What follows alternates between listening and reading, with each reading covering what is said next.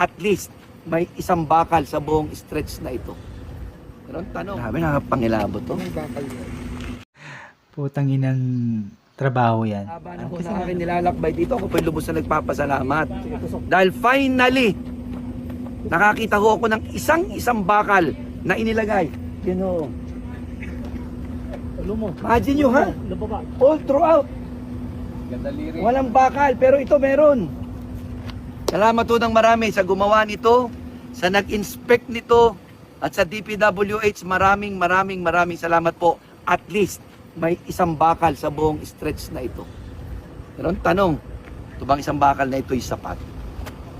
Kayo na ho ang sumagot.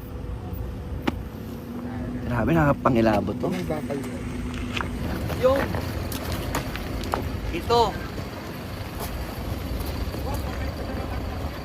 Siguro naman nga, pwede na itong maibentang panutsa sa Batangas. Mr. President, tingnan nyo naman ho. At ito po ay pumasa sa Quality Assurance Unit ng Department of Public Works and Highways. Ito yung kagandahan sa nangyari na inopen up ni President Bongbong Marcos yung yung corruption sa flood control. Kasi tignan nyo. Isa-isa nang naglalabasan yung mga proyektong punong-puno ng corruption. Kasi tignan nyo yung mga ganyan. Bilyon-bilyon ang pondo ng mga yan, pero tignan nyo yung pagkakagawa. Di ba? Putang ina, tignan nyo. Isang bakal lang yung nakita na nakalagay. Putang ina.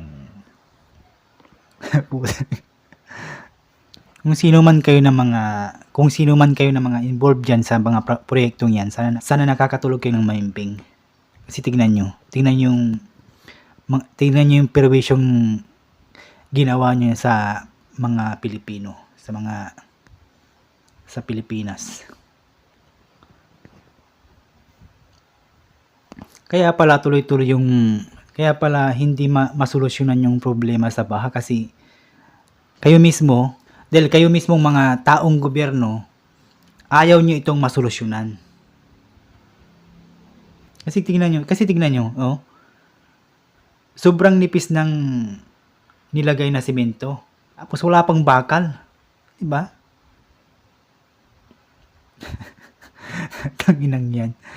Putang inang trabaho yan. Kasi kapag ginawa nyong matibay yan, wala na kayong pagkakapirahan. Di ba? Mga putang ina. Mga putang inang ito. Ay, nako. Hindi lang naman mga contractor involved dyan eh. May mga congressman na sila mismo yung may hawak ng pera, tapos sila yung maghahanap ng contractor. May mga yan, marami pang involved dyan, hindi lang yung contractor na yan.